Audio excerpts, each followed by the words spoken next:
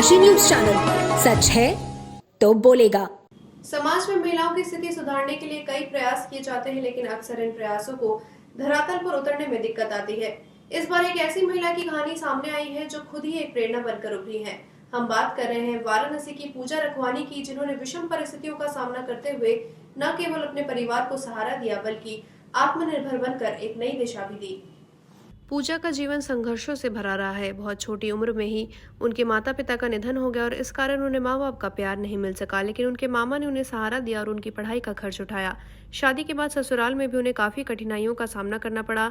अंततः प्रताड़ना के कारण उन्हें अपने पति और बच्चों के साथ घर से बाहर निकाल दिया गया। ससुराल से बाहर निकाले जाने के बाद पूजा बुरी तरह टूट गई। वो डिप्रेशन का शिकार हो गई, लेकिन उन्होंने हार मानने के बजाय अपने बच्चों की परवरिश के लिए हिम्मत जुटाई। उन्होंने बच्चों को पढ़ाने के लिए टीचिंग का काम शुरू किया और साथ ही घर की आर्थिक स्थिति सुधारने के लिए अन्य कामों की शुरुआत की। पूजा ने शुरुआत में घर घर जाकर खाना बनाने का काम शुरू किया और धीरे धीरे छोटे बड़े आयोजनों और पार्टियों के लिए खाना बनाने का काम भी मिलने लगा। हालांकि उनकी मेहनत यहीं पर नहीं रुकी। उन्होंने सड़क किनारे ठेला लगाकर व्यापार शुरू किया और फिर एक दिन मददगार हाथ ने उन्हें काउंटर पर दुकान लगाने का मौका दिया। कोरोना महामारी के दौरान लॉकडाउन ने उनके परिवार को भी प्रभावित किया, लेकिन प्रधानमंत्री नरेंद्र मोदी की योजनाओं ने उन्हें सहारा दिया। सुनिधि योजना से घर बैठे राशन और आर्थिक सहायता मिली, जबकि प्रधानमंत्री मुद्रा योजना के तहत उन्हें लोन मिला, जिससे उनकी आर्थिक स्थिति मजबूत हुई। आज वह 50,000 रुपए का लोन लेकर अपने व्यवसाय को चला रही हैं। पूजा ने अपने बच्चों की पढ़ाई को हमेशा प्राथमिकता दी। उनके एक बेटे ने चार्टर्ड अकाउंटेंट की डिग्री हासिल की और दूसरा बेटा भी अपनी पढ़ाई पूरी करने की दिशा में आगे बढ़ रहा है। उनका सपना है कि उनका दूसरा बेटा भी अच्छी शिक्षा प्राप्त कर एक सफल और सम्मानजनक जीवन जिए। पूजा रखवानी आज अन्य महिलाओं के लिए एक प्रेरणा बन चुकी हैं। उन्होंने संघर्ष से हार न मानते हुए आत्मनिर्भर बनने की राह चुनी। वह अन्य महिलाओं को संदेश देती हैं कि जीवन में चाहे कितनी भी कठिनाइयां आए, लेकिन कभी हार नहीं माननी चाहिए। उनका मानना है कि गरीबी और अमीरी जीवन का हिस्सा है, लेकिन संघर्ष ही असली परीक्षा होती है। मैं यहाँ बनारस में मेरा बनारस में था।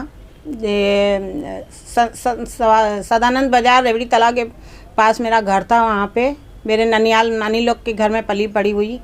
मेरे माँ बाप का प्यार पाया नहीं बचपन से ही, और जो है मेरे मामा लोगों ने किसी तरह मेरी शादी कराई। यहीं पास में कमला नगर सिगरा थाने के पीछे कमला नगर कॉलोनी है, उसी में मेरी शादी हुई थी। आज मेरी शादी को 32 साल हो रहे हैं और मैं जो है वहीं से ससुराल की प्रताड़ना की वजह से जो है मैं घर से निकाल दी गई। मकान बेच के सब लोग बेच के चले गए और हमको जो है ये कमरा बीडीए का किसी तरह दिला के दिया। उसी में मैं अपना बच्चों को पालन कर रही हूँ, अपनी गृहस्थी संभाल रही हूँ।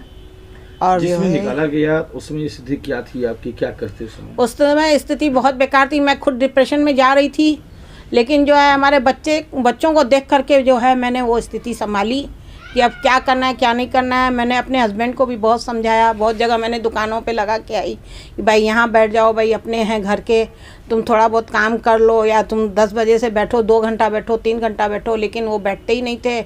उनको भी टेंशन में इतना आ गया था कि कुछ काम नहीं करते थे, उनको भी हम ही को ही झेलना पड़ता रहा किसी तरह। आज जो है मैंने सोचा कि अब मैं क्या करूँ। मैंने टीचरिंग का काम किया, मैंने बच्चों को पढ़ाया, बाल चेतन विद्या मंदिर में बच्चों को पढ़ाया। फिर मैं कॉलोनी में अपने रोटी खाना बनाती थी 200-300 लोगों का, किट्टी पार्टी में, बर्थडे पार्टी में जा कर के थोड़ा किसी तरह मैनेज करके मैंने एक सोचा कि भाई चलो पटरी लगा के देखें, अगर मेरी कुछ उसमें से व्यवस्था बन जाती है, आर्थिक व्यवस्था, तो मैं उसी से कर लेती हूँ। पहले ज़मीन में लगाती थी, फिर फोल्डिंग पे लगाने लगी। फिर किसी तरह भगवान के रूप में कोई आया था, वो हमको काउंटर दे गया कि बहन जी आप इस पे लगाइए, ज़मीन में मत लगाइए, क्योंकि आप ही हमारा ब्रांड सब बेच रही हैं, आप हमको ब्रांड देंगे, आपको ये काउंटर देना, आप यहीं पे लगाइए। लेकिन उसमें भी पुलिस प्रशासन बहुत परेशान किया, हमको लगने नहीं देता था किसी तरह। वो भी मैं भिड़ जाती थी पुलिस वालों से कि भैया हम गरीब महिला कहाँ जाएंगे, आखिर हमारे भी बच्चे हैं, मेरा भी आदमी है, मेरी गृहस्थी है। बस 2 ही बच्चे हैं, दोनों बेटे हैं मेरे, बेटी नहीं है मेरी। बच्चा क्या कर रहा है? बच्चा सीए की लाइन में है, पढ़ रहा है, वो अभी एग्जाम दिया है, अभी वो जॉब भी कर रहा है, पढ़ाई भी कर रहा है। पूर्वांचल की खबरों से जुड़े रहने के लिए आज ही सब्सक्राइब करें हमारा YouTube चैनल डनकाशी, और हाँ, लेटेस्ट अपडेट्स के लिए बेल आइकन को प्रेस करना ना भूलें। और आपके पास है कोई जानकारी या है कोई सूचना, तो हमारे दिए गए नंबर पर आप हमसे संपर्क कर सकते हैं।